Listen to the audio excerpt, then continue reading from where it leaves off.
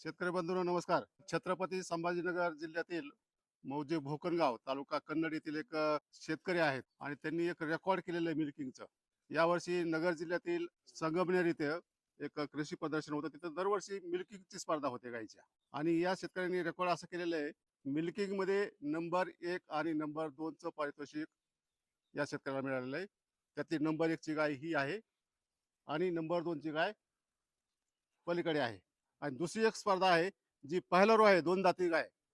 त्याच्यामध्ये मिल्किंगमध्ये फर्स्ट जे पुरस्कार आहे ते या कालवडीला मिळालेला आहे. ही पहिला रो आहे ही आता इकडे पळते येते. आणि विशेष या क्षेत्रात असं आहे की ते कृत्रिम रेतनाचा म्हणजे आर्टिफिशियल इन्सिमिनेशनचा वापर करून स्वतः गायी विकसित करतात. तर ही मिल्किंग स्पर्धा काय असते आणि हे स्वतः गायी कशा तयार करतात आर्टिफिशियल इन्सिमिनेशनने, याचीच माहिती आपण आजच्या व्हिडिओमध्ये घेणार आहोत. नमस्कार, मी डॉक्टर तुकाराम मोठे, सेवानिवृत्त कृषी सहसंचालक डॉक्टर तुकाराम मोठे या युट्यूब चॅनलवर मी सर्व शेतकऱ्यांचं स्वागत करत आहे. मराठवाड्यामध्ये सुद्धा म्हणजे एच एफ गाई पाळणं, चांगलं रेकॉर्ड उत्पन्न घेणं दुधाचं, हे आता कॉमन झालेलं आहे.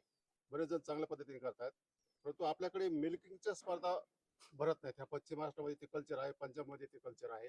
तर तुम्हाला ह्या मिल्किंगच्या स्पर्धेमध्ये सहभागी व्हावं असं का वाटलं? सोलापूरचे मित्र आहे, सोलापूर जिल्ह्यातील सदाशिवनगरचे बर श्री संजय सालगुडे पाटील. ते एक 10 वर्ष पण आमचे संबंध आहे. पण बर माझी त्यांना सगळ्या गोष्टी माहिती होत्या गाईच्या क्षेत्रात, ब्रिडिंग भानगडी. हा पण त्यांचं मागच्या वर्षी असं म्हणणं होतं की बा तुझ्याकडे काय एकदा महाराष्ट्राला दाखव. मी आग्रह करून त्यांनी मागच्या वेळेस नेलं हा आणि प्रत्येक वेळेस प्रत्येक गोष्टी मला सपोर्ट करत गेले. बरे आर्थिक असेल हा किंवा गाईचा काही प्रॉब्लेम असेल, हा मागचे एक 5-6 वर्षापासून ते घरच्या सारखं सपोर्ट करतात. आणि 400 किलोमीटर अंतर आहे आमचं. तर त्यांचा सिंहाचा वाटायचा. देवानं पाठवलं एक माणूस आहे, देव जरी स्वतःने आले हा पण देवाच्या रूपाने 400 किलोमीटर माझ्याकडे त्यांना पाठवलं देवा. माझ्या समोर जी गाय आहे ही तिचं चौथं वेत आहे आणि हिला फर्स्ट क्रमांकाचं बक्षीस मिळालेलं आहे मिल्किंग स्पर्धेमध्ये. आणि तिने 54 लिटर आणि 300 300. मिली बरोबर. एवढं दूध दिलेलं आहे आणि तिला प्रथम क्रमांक मिळालेला मिल्किंग. आणि समोरची जी आहे तिला मिल्किंग स्पर्धेमध्ये दुसऱ्या क्रमांकाचं बक्षीस मिळालेलं आहे. तिसऱ्या वेतावर आहे ती सध्या. आणि तिने जी दूध दिलेलं आहे ते 53 लिटर 200 मिली एवढं दूध दिलेलं आहे. ही मोठ्या वयोगटातील स्पर्धा होती. आणि दुसरी एक पहिला रो जी कालवडी आहेत म्हणजे दोन दाती, त्यामध्ये ही जी कालवड आहे तिला पहिला क्रमांकाचं बक्षीस मिळालेलं आहे आणि दोन दातीमध्ये. आणि तिने दूध दिलेलं आहे 42 लिटर 24 तासामध्ये, म्हणजे 24 तासाचं दूध तिथं काउंट केलं जातं. तर गेल्या वर्षी सुद्धा तुम्हाला दुसऱ्या आणि तिसऱ्या क्रमांकाचं मिल्किंग मध्ये पारितोषिक मिळालं होतं. हो. तिथली स्पर्धा होती. हा तीच. आणि यावर्षी तर तुम्ही रेकॉर्ड केलेलं पहिलं दुसरं तुम्ही मारलं बक्षीस आणि कालवडीचं पण मारलं. हा दोन तर दाखवले. कशी असते ही स्पर्धा सांगावर जरा. सर ही कळस कृषी प्रदर्शन या नावाने कळस गावापासून सुरुवात झाली 2016 साली याची. हा आणि राज्यस्तरीय असते ही स्पर्धा. हम्म संपूर्ण राज्यातून हम्म जे मिल्किंग साठी इथं स्पर्धक येत असतात. हम्म आणि त्यामध्ये ही लाईव्ह स्पर्धा असते. हम्म त्यामध्ये मग ज्या गाईचं दूध जास्त निघल हा. तिचं 1 नंबर तिथं केलं जातं. 9 ते 13 जानेवारी 5 दिवस कृषी प्रदर्शन असतं कळस या नावाने ते. हा.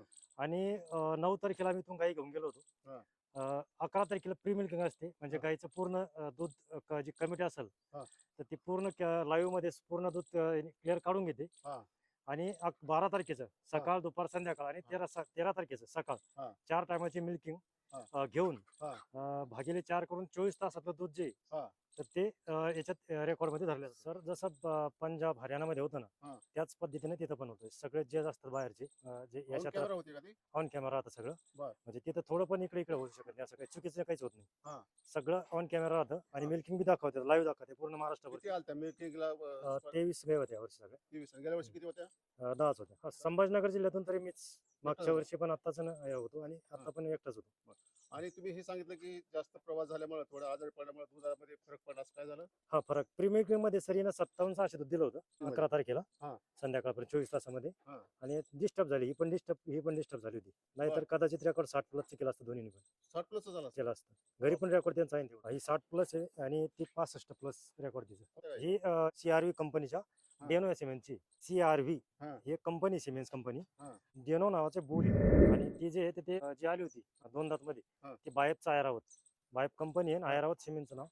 त्या बायपच्या ऐरावत या सिमेंटची पहिले. आणि ही जी आहे तर ही WWS वर्ल्ड वाईडच्या ऑल स्टारची. याच्यापासून म्हणतात नाही ह्याला सगळ्याला? हा गाई याच्यापच सगळे याच्यात फक्त बुलचे नाव वेगळे असल्यामुळे त्यांचे हा. नाव वेगळे राहतं बाकी. आणि हे जे बुल आहेत, तुम्ही जी नावं सांगितली ते जगामधले फार फेमस बुल आहेत ते. फेमस बोली फेमस. आणि त्यांचं सिमेंट पकडलं जातं.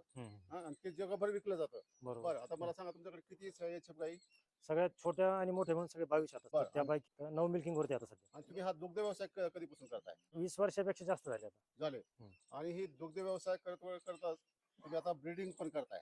ब्रीडिंग करून चांगल्या कालवडी तुम्ही पैदास करताय हम्म. आणि ते इतर शेतकऱ्यांना विकताय. हम्म. तर ते कधीपासून करताय? ते सर 2018 पासून. तर जर तुम्हाला गाय जर घ्यायची असेल तुमची ब्रीडिंग केलेली कालवड, तर साधारणतः काय कृषी प्रक्रिया काय आणि त्याच्या किमती कशा ठरतात?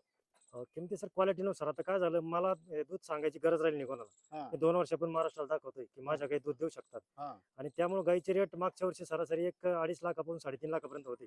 हा. एका कालवडीची पहिल्या होती. एक 6 महिन्याची गाभण पण मी 3.5 लाखाला विकली होती. हा. 1.5 महिन्याची 1 महिन्याची पिल्लं आहे, हा. ते पण 1-1 लाखापर्यंत मागणी त्यांच्या बरं. आता रेकॉर्ड ही नुसार. तुमची जी पहिल्या रो आहे फर्स्ट आलेली, हम्म. तिची काय किंमत असेल?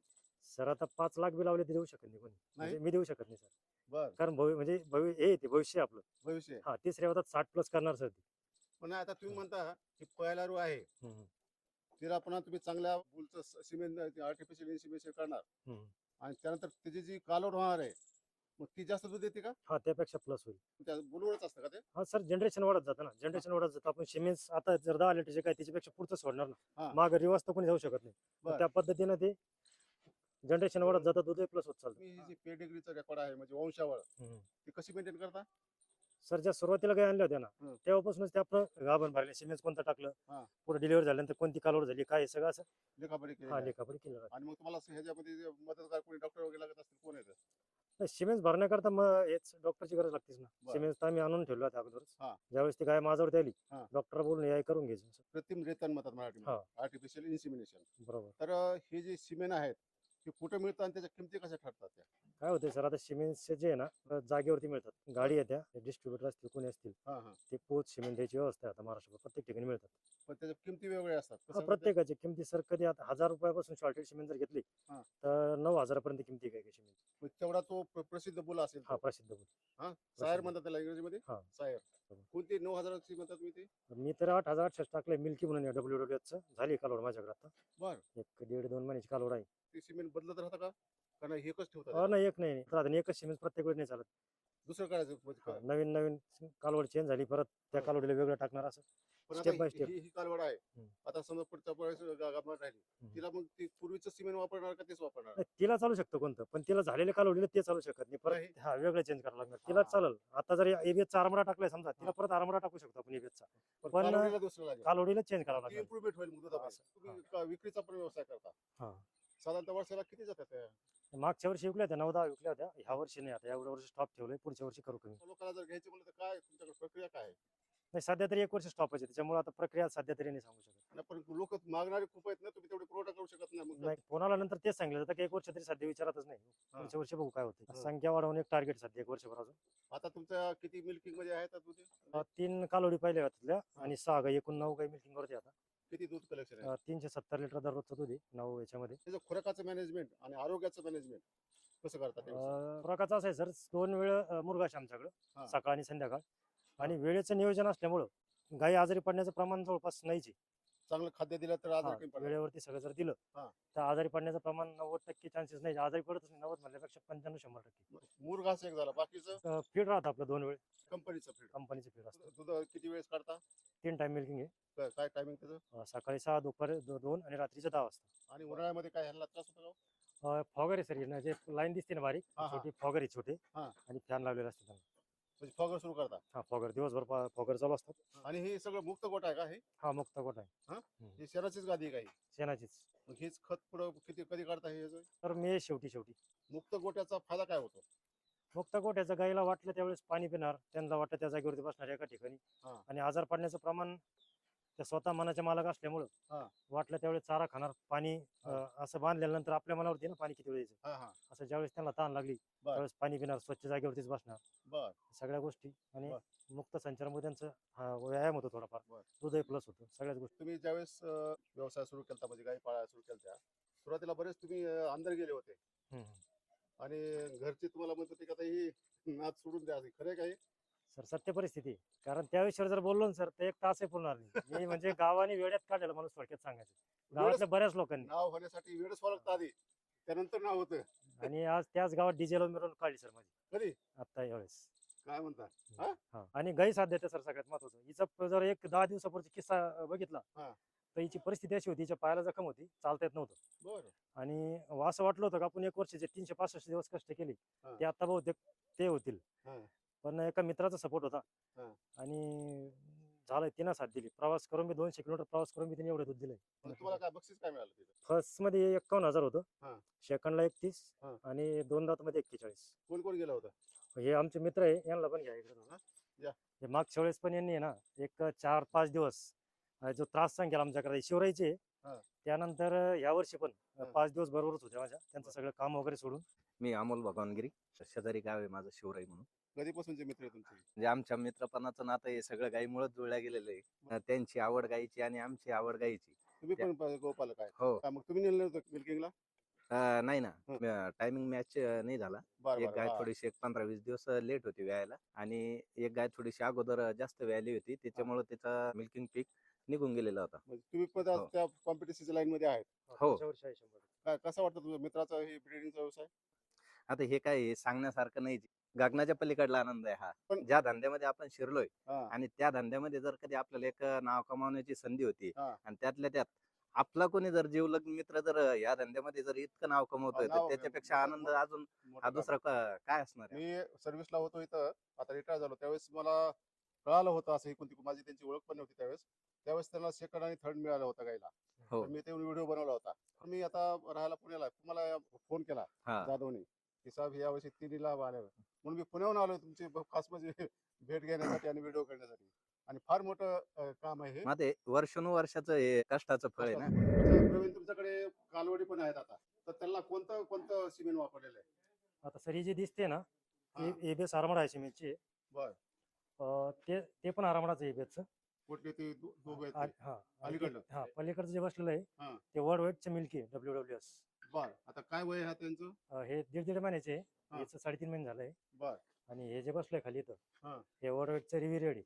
कोणतं? वर्ल्ड वाईडचं रिव्हिरेड हे का? हा. हा. ते पण रिव्हिरेड आहे, छोटं छोटं. वर्ल्ड वाईडचं WWS रिव्हिरेड. आणि जे उठले, आता उठले. हा ते जे उभं दिसतंय हा, समोरचं. हा ते एबीएसचं स्ट्रायकर आहे.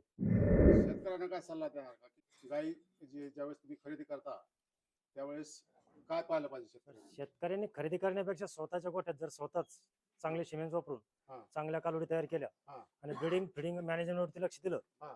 तरच ह्या क्षेत्रात टिकू शकते. मागच्या वेळेसही सांगितलं होतं आणि हा. आता ते सांगतोय, कारण हा धंदा वाटतो तेवढा सोपा नाही. तर ह्याचा खर्च खूप आहे ना खर्च त्याचा? खूप आहे आणि भाव टिकून राहत नाही सर. हा, दुधाचे भाव आता टिकून 40 रुपयावर गेले, कधी 35 होतील, कधी 30 होतील, तेही सांगता येत नाही. बर. आणि कष्टही खूप आहे. जो जिद्दीने करील हा. तो या क्षेत्रात टिकू शकतो सर. नाही तर विनाकारण दूध काढून डीलर पाठवण्यात हा. यात काही शिल्लक राहत नाही. नाही, मला आणखी आठवतंय गेल्या वेळेस तू मला सांगितलं होतं की एक जास्त देणारी दूध गाय आहे आणि एक कमी दूध देणारी गाय. चुरीला खाद्य तेवढंच लागतं.